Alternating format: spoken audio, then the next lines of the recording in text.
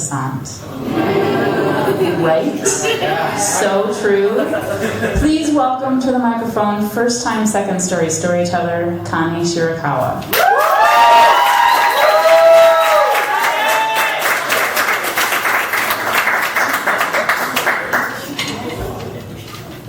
The hard part is getting up here.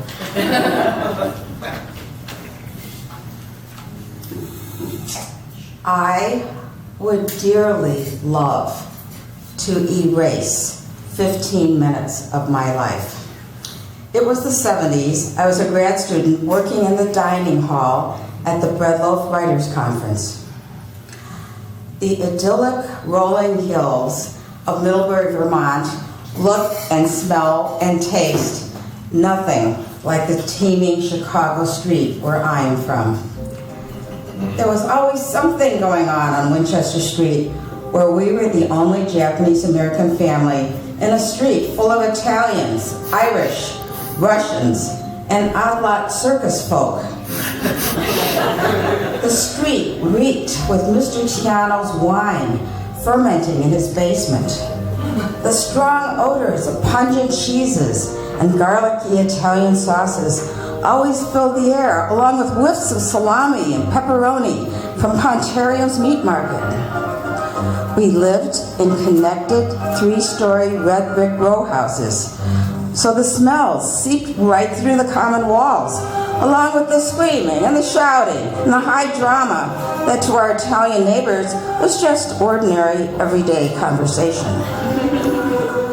My dad contributed his share to the character of the neighborhood by making Polish pierogi from scratch, spicy striped tacos sometimes, and often he brought home sausages and onions that he had gotten on Maxwell Street.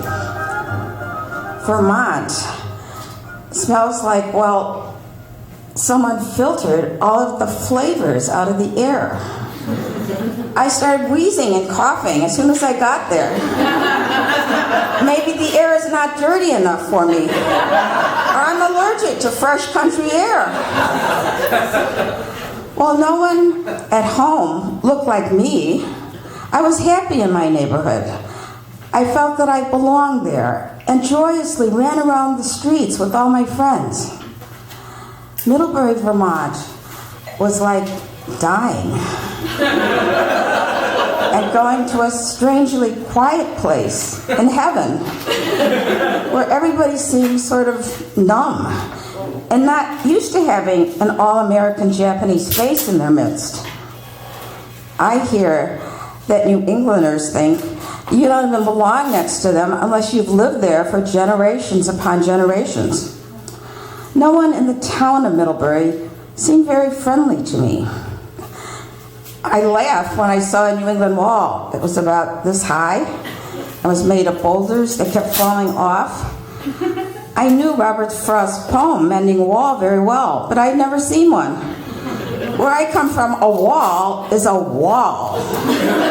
It is high and keeps burglars and strangers out of your yard, right? And it's too high to scale if the police are chasing you.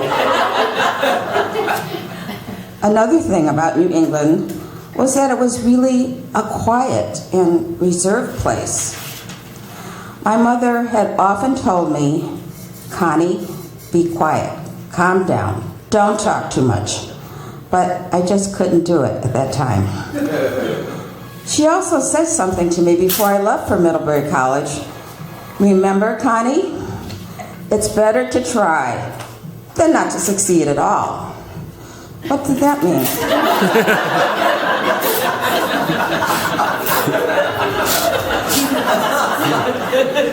I guess I was trying to find myself, my own true spirit at the time. The first day, I walked into the main hall for our welcoming talk. I sat down on one of the long wooden benches and found myself sitting next to Alice Walker, you know, the color purple Alice Walker. She looked at me and said, "You have the greatest smile." I was stunned into being quiet, just as my mother always wanted me to be. Then later, at one of the workshops we attended, we were given the assignment to write a description of someone else who was in the room. Of course, said the teacher, don't choose Connie because she is Oriental, and everyone would instantly know who you're talking about. I definitely felt like a foreign spirit in Vermont on the campus of Middlebury. There were 10 of us wannabe writers and poets from all over the country who had snagged this coveted waitership to Breadloaf. We all lived together in a little yellow dormitory across the way from the dining hall.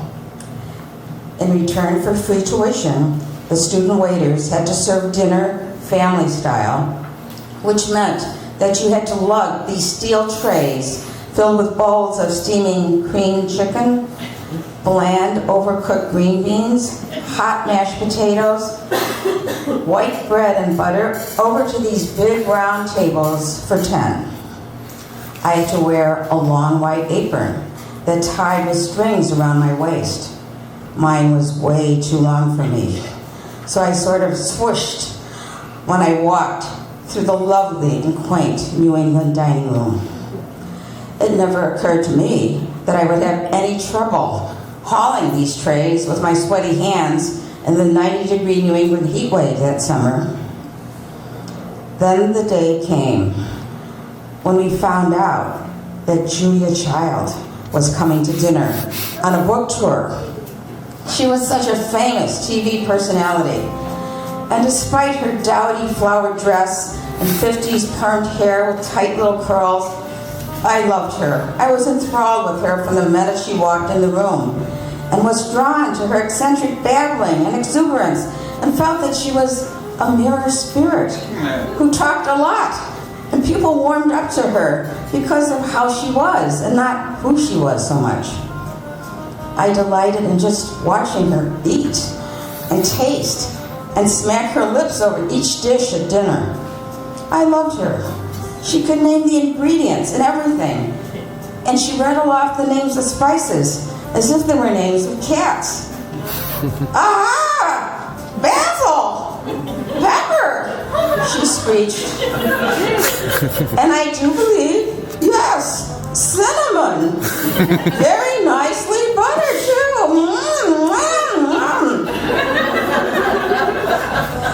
She made me smile inside because she was not New England stuffy, and she was really different from everyone else in the room, yet everyone loved her. I was thrilled to be in the same room with her, and proud to be assigned as her designated server. In fact, I was so happy and heady that I didn't notice I was losing my grip on the huge dessert tray as I was making my way to Julia Child's table. There was nowhere to set it down, and my short stature, with a giant tray resting on my upturned right hand, I'm left-handed, was a fulcrum disaster waiting to happen. What to do? I panicked, whirled around 180 degrees, trying to make it back to the kitchen so as not to cause a scene in the dining room by dropping everything, or worse, dropping it on our famous dinner guest. I made it as far as the kitchen door, though, where I slipped on a fork and flung all the food forward onto the wall. With a colossal crash, I too fell into the whipped cream and the apple crisp with the coffee service for 10. The wall was a Rorschach of my worst nightmare, as the whipped cream and the coffee and the apples oozed down the lovely gardenia wallpaper. The next thing I knew, all the diners had come running over to me. As I looked up into Julia Child's concerned eyes, she warbled, "Oh, my dear heavens, what happened?" I was a young budding writer, full of bright words. All I could manage to say at the time, though, was, "I dropped something." So I picked myself up and looked out of the dining hall, down the embankment to the country road toward our dorm. My long white apron, now splattered with whipped cream and brown sugar and coffee, slid down the white pants that I wore underneath and lay on the road, where I too wanted to lay down and be run over by a truck. I had blown it. Kaput. It was over. Bread loaf was a white bread world where I had no place, not even waiting tables. I was just a failed focaccia, burnt toast, not the croissant that I wanted to be at that time. I suppose that embarrassment never killed anyone, but at 23, I was thoroughly deflated.